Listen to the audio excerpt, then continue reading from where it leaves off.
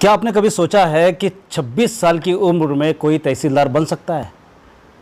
बिल्कुल, मैं कह रहा हूं कि 26 साल की उम्र में एक ऐसी ऐसी लड़की, ऐसी गरीब घर की लड़की जिसने 26 साल की उम्र में तहसीलदार का पोस्ट अचीव किया है।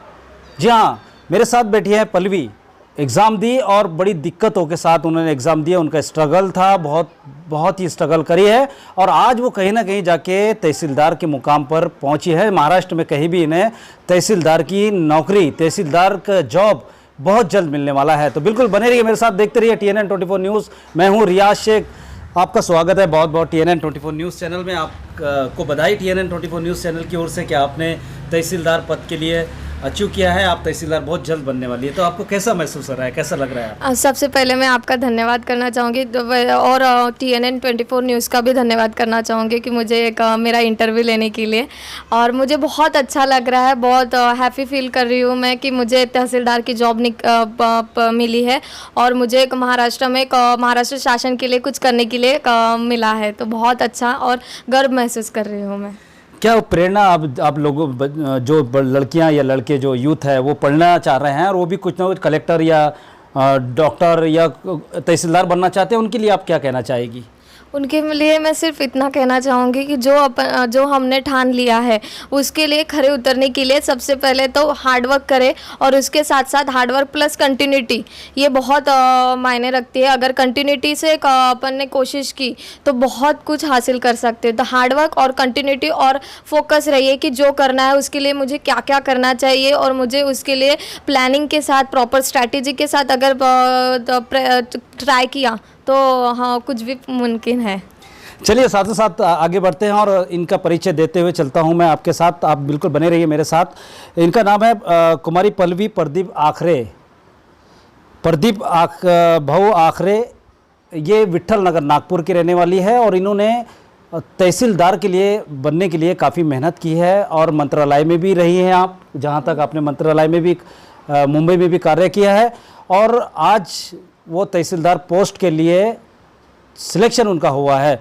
तो आप किन दिक्कतों का सामना आपने इस पद के लिए, कहाँ यहाँ तक पहुँचने के लिए आपने किन दिक्कतों का सामना किया है? इस पद के लिए मुझे बहुत दिक्कतें आई, कठिनाइयाँ आई, जिसके उससे मैं बताना चाहूँगी कि जब मैंने स्टार्ट करने वाली थी उस समय मेरे पापा की एज ज़्यादा हो गई थी, और मेरे पापा एक मैकेनिक है तो उनके एज के बराबर उनका काम भी ज़्यादा नहीं होता। कौन सा मैकेनिकल है आपके पापा? मेरे पापा पेट्रोल पंप दुरुस्त करते थे, उसके वजह से उनको ज़्यादा तनख्वाह भी नहीं मिलती थी, और हम 3 लोग थे, 3 लोगों की पढ़ाई करना इसमें और बहुत कुछ खर्चा। आपके परिवार में कितने लोग हैं? मेरे परिवार में 5 लोग हैं और मेरे भाई बहन मिलके हम 3 हैं। आप कौन से नंबर की?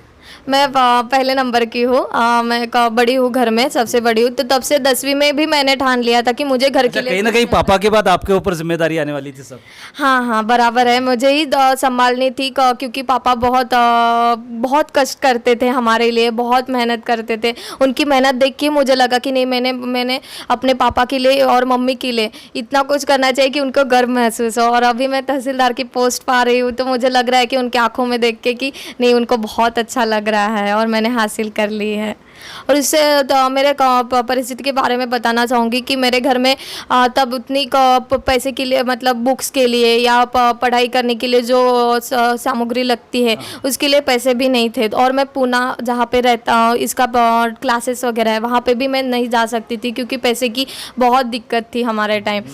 तो इसलिए मैंने सोच लिया कि मोबाइल में जितना अवेलेबल है उससे मैं यूज़ करूँगी, उससे देखूँगी। इसलिए मैं वहाँ पे मोबाइल में टॉपर्स के इंटरव्यू देखती थी, और उन्होंने जितना गाइडेंस किया वहाँ पे उनको देख के मैं खुद एनालिसिस करती थी फिर क्या करना है, और उसके साथ मैंने पढ़ाई स्टार्ट की। जब मैंने पढ़ाई स्टार्ट की तो पैसा बुक्स खरीदने के लिए और वैसे और लाइब्रेरी के लिए भी पैसे नहीं रहते थे। और एक टाइम तो ऐसा आ गया था, मेरे पापा की एक्सीडेंट हो गया था, मेरा पेपर था, उस एक्सीडेंट के टाइम पैसे बिल्कुल नहीं थे क्योंकि खर्च हो गए थे बाकी सब, और पापा की जॉब भी चली गई थी। आपके पापा अकेले ही कमाने वाले थे? हाँ, घर में अकेले ही कमाने वाले थे, मम्मी हाउसवाइफ है, और हमारे पापा के एक्सीडेंट के टाइम पैसे भी खर्च हो गए थे और पापा की जॉब भी चली गई, तो फिर घर में खाने पैसे की इनकम कोई नहीं थी।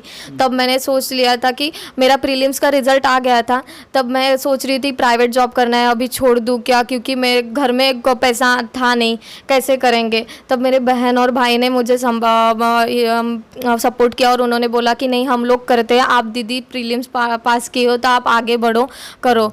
तब मैंने सोचा कि नहीं मैं कर लेती हूँ, प्रीलिम्स हो गया मेरे फर्स्ट अटेम्प्ट में ही, तो अगर मेंस हो जाएगा तो बहुत अच्छा हो जाएगा। इसलिए मैंने बहुत मेहनत की और फिर मेहनत करने के बाद मुझे मेंस में बहुत अच्छे मार्क्स आ गए और फिर मेरी जॉब लग गई।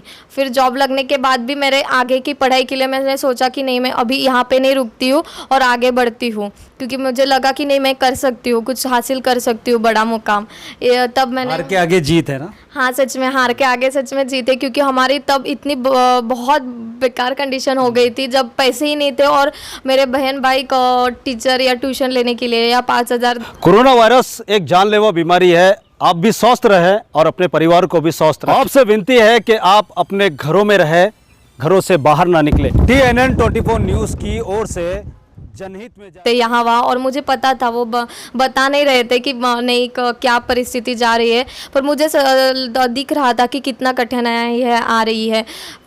तब मैंने सोचा कि नहीं करना ही है, अगर यहाँ पे वीक पड़े और यहाँ पे छोड़ दिया तो कुछ बड़ा होने से रह जाएगा और जो हासिल कर सकती हूँ मैं वो को छूट जाएगा कहीं तो भी। तो मैं इसके मेरे साथ भी और बहुत लोग होंगे जिनके स्टडी स्टार्ट करते हैं और बीच में कुछ उनके सपने हो गए कि मैं भी अधिकारी बनूँ गवर्नमेंट में, तब उनको कुछ दिक्कतें आती है, कठिनाई आती है। तो मुझे लगता है कि उन्होंने छोड़ना नहीं चाहिए, उसके साथ साथ कुछ और भी करना चाहिए। और मैं उनके परिवारों को भी बोलना चाहूँगी कि उनको भी सपोर्ट करिए, सब में शक्ति रहती है, कुछ ना कुछ क्षमता रहती है करने की। अगर फैमिली का सपोर्ट रहा, सबका सपोर्ट रहा तो बहुत कुछ गरीब घर के सभी बच्चे बहुत आगे बढ़ सकते हैं और कुछ ना कुछ कर सकते हैं। तहसीलदार भी बन सकते हैं, आपकी तरह तहसीलदार भी बन सकते हैं। हाँ तहसीलदार, और मैं तहसीलदार वैसे और कलेक्टर भी बन सकते हैं, बहुत कुछ हासिल कर सकते हैं। अच्छा, मैंने सुना है कि आपने कई वर्ष तक मोबाइल को भी स्विच ऑफ करके रखा, या आपने फेसबुक भी नहीं चलाया, व्हाट्सएप भी नहीं चलाया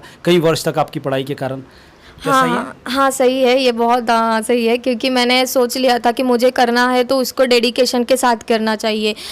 मोबाइल के वजह से, सोशल मीडिया की वजह से बहुत डिस्ट्रैक्शन होते हैं। कब तक आपने बंद रखा, कब से आपने व्हाट्सएप नहीं खोला? मैंने 2016 में पढ़ाई स्टार्ट की थी, तब से मैंने बंद ही रखा है। अभी मैंने सोशल मीडिया पे FB पे अकाउंट वगैरह, इंस्टाग्राम पे अकाउंट चालू कर दिया है, तब से मेरा बंद ही था। व्हाट्सएप भी बहुत कम यूज़ करती थी मैं, तो पहले तो मैं करती नहीं थी, और फिर बाद में मेरे फ्रेंड्स भी थे कॉलेज के वगैरह, उनसे भी बातें नहीं होती थी क्योंकि मैं पढ़ाई में ही थी।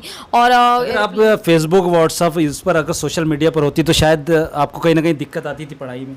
हाँ मुझे लगता है कि कुछ ना कुछ डिस्ट्रैक्शन रहता है और टाइम लग जाता है कभी कभी उसके वजह से, क्योंकि जितना अपन अगर 8 घंटे तक पढ़ाई करनी है तो उसमें से बीच में कोई मैसेज आ जाता है, कोई इंपॉर्टेंट, फिर कन्वर्सेशन चालू हो जाती है, उसके वजह से वो डिस्ट्रैक्शन हो जाता है। और फिर अच्छा, तो आपने उस पर मोबाइल पर, नेट पर पढ़ाई भी की है मतलब? हाँ पढ़ाई की है, नेट पे ही पढ़ाई की है मैंने। टेलीग्राम मतलब यूट्यूब पे देख के वीडियोस रहते हैं क्लासेस के कुछ, तो उनके क्लासेस के वीडियो में देखती थी कि कैसे है, कंसेप्ट समझती थी, और फिर बाद में टॉपर्स की इंटरव्यू भी देखती थी कि उन्होंने क्या क्या गलतियाँ की थी, वो बताते, और वो क्या गलतियाँ नहीं करनी चाहिए वो मैं देखती थी। मोबाइल से इतना सब कुछ सीखने को भी मिलता है अगर सही यूज़ उसको किया जाए। वो यूथ क्या है, फेसबुक, व्हाट्सएप और PUBG वगैरह खेलते हैं, उनको आप क्या मैसेज देना चाहिए?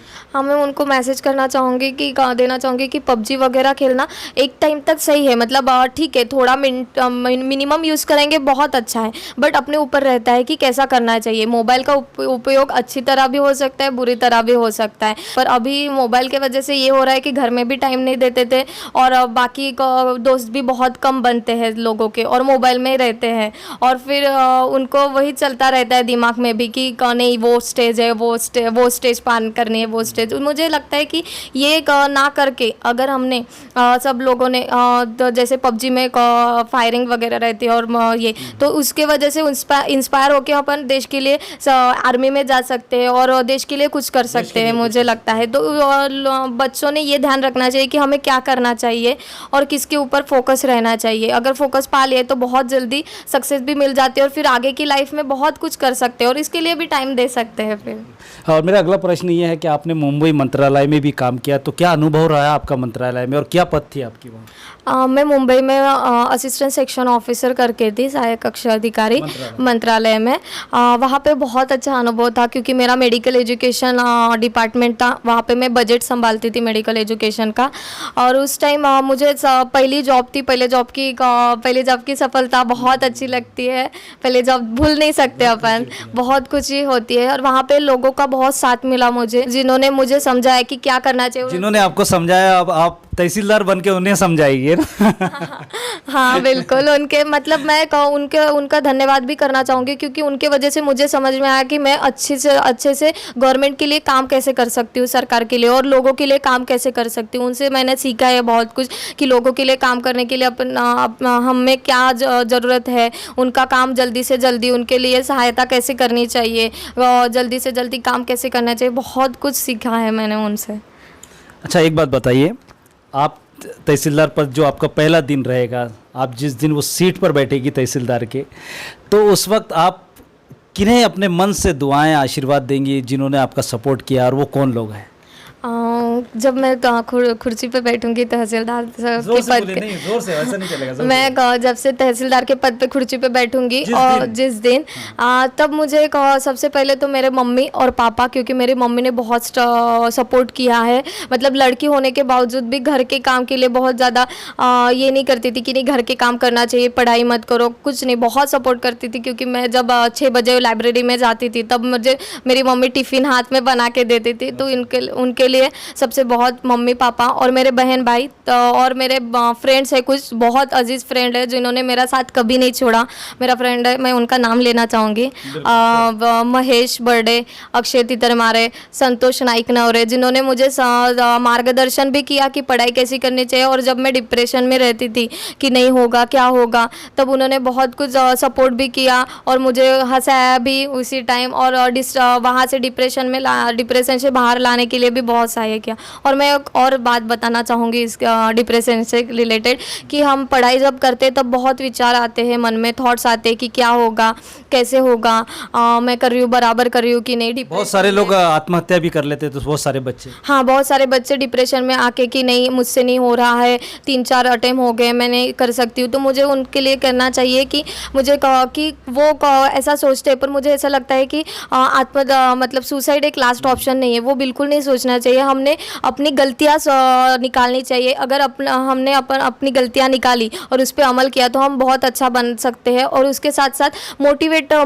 मतलब मेरे फेवरेट MS धोनी सर है, तो मैं उनका फील्ड में मतलब जो वो फील्ड में देते थे उनका ध्यान में रखती थी कि वो एक क्षेत्र में बहुत अच्छे हैं, परफेक्शनिस्ट है, तो मैं उनका ध्यान में रखती थी, उनके वीडियोस देखती थी और खुद को बोलती थी कि नहीं हमें अगर किसी क्षेत्र में बनना है, डेडिकेशन है, तो उनकी तरह होना चाहिए कि एक ही फील्ड में इतने सब कुछ स्किल उनके पास है तो अपने पास भी उतने स्किल होने चाहिए। उसके लिए मैं प्रिपेयर करती थी खुद को और फिर ट्राई करती थी, नहीं ये अभी नहीं हुआ, अगले टाइम होगा, इस टाइम होगा, ये मेरी गलती है, मैं सुधारती थी और निकालती थी, सुधारती थी और फिर से ट्राई करती थी। तो इसके वजह से, ये सब के वजह से मैं यहाँ तक पहुँची हूँ। और आखिरी से मैं और देना चाहूँगी, मेरे इंटरव्यू के टाइम मुझे जब मनोहर भोड़े सर, उन्होंने भी बहुत ज़्यादा मदद की है, उनके वजह से मुझे इंटरव्यू में बहुत अच्छे मार्क्स मिले, तो उनको भी श्रेय देना चाहूँगी। हम पल्लवी के माता पिता से भी बात करते हैं जिन्होंने अपनी बेटी को उस लायक बनाया कि वो तहसीलदार बन चुकी है और वो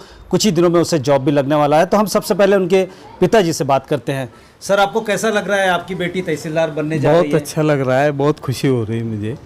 मेरी बेटी पहले से पढ़ाई में बहुत होशियार थी, तो लगता था कुछ ना कुछ तो करेंगी। उन्होंने बहुत नाम कमाया और होशियार थी, इसलिए वो तो वहाँ तक गई। और जिद्द और उसको चिकाटी बहुत थी उसमें। अच्छा, पढ़ाई में बहुत जिद्दी थी वो। अच्छा, पल्लवी अपने इंटरव्यू में बता रही थी मुझे कि आप एक मैकेनिकल है, पेट्रोल पर मैकेनिकल करके, तो आपने इतने छोटी सी उम्र में, उससे 26 साल की उम्र में आपने तहसीलदार तो बना दिया, लेकिन आपने इतनी कम पेमेंट में, इतनी कम कमाई में आपने एक बच्ची को तहसीलदार बनाया। इसका अनुभव कैसा रहा आपको? बहुत अच्छा रहा। मैंने बहुत प्राइवेट जॉब था मेरा, कभी इसमें ये नहीं था। हाँ, और ये बहुत दूर दूर तक जाके काम करता था मैं, और किया, मैंने स्ट्रगल करके किया है। कैसा महसूस कर रहे हैं आप? क्या बहुत अच्छा लग रहा है मुझे। मुझे बहुत गर्व है मेरे बेटी के ऊपर। क्या आपकी कोई खानदान में कोई आपके यहाँ तहसीलदार था कोई? नहीं सर, इतने ऊंचे पद पे तो कोई गया ही नहीं था। मैंने अक्सर सुना है, हमेशा सुनने को मिलता है कि हर कामयाब मर्द के पीछे पत्नी का हाथ होता है, लेकिन आज पहली बार ऐसा हो रहा है कि एक कामयाब तहसीलदार के पीछे अपनी माँ का हाथ हो सकता है। तो आइए ना हम उनसे बात कर लेते हैं। उनकी पल्लवी जी के माता जी मेरे साथ हैं, बैठे हैं, और हम उन्हीं से भी बात कर लेते हैं। कैसा लग रहा है आपको कि पल्लवी तहसीलदार बनने जा रही है? बहुत गर्व हो रहा है मेरे को। मेरी बेटी ने एक बच्चा नहीं कर सकता, वो मेरी बेटी ने करके दिखाया है मेरे को। यानी बहुत ही गर्व महसूस कर रही मैं मेरे बेटी के ऊपर। यानी पहले से ही होशियार थी, वो फर्स्ट क्लास की थी। यानी आपका कितना सपोर्ट रहा है उसे? बहुत सपोर्ट दिया मैंने मेरे बेटी के। मेरा पहले से ही सपना था कि मैं नहीं कर सकी, वो मेरे बच्चे को करके दिखाऊंगी मैं। लेकिन उसने बहुत मेहनत की और बहुत चिकाटी थी उसको, यानी लगन था, और मैंने मेरे तरफ से बहुत ही सपोर्ट किया उसको। अच्छा, और क्या क्या चाहना है अभी तहसीलदार पद पे? क्या आगे और उसे पढ़ाएगी आप, आगे और उसे प्रोत्साहन करेंगी आगे पढ़ने के लिए? हो मैं जब तक है तब तक उसको यानी प्रोत्साहन दूंगी मैं।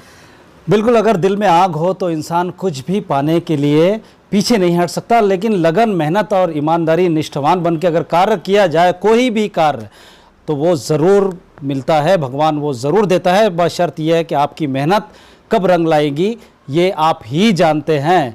तो मेरे साथ थी पल्लवी, नागपुर के विट्ठल नगर से हैं, जो बिल्कुल तहसीलदार के लिए इनकी नियुक्ति हुई है, तहसीलदार पद के लिए, और ये कभी कहीं ना कहीं महाराष्ट्र में कहीं ना कहीं इनकी पद वो इन्हें विराजमान, इन्हें कुर्सी दी जाएंगी और ये विराजमान होंगी।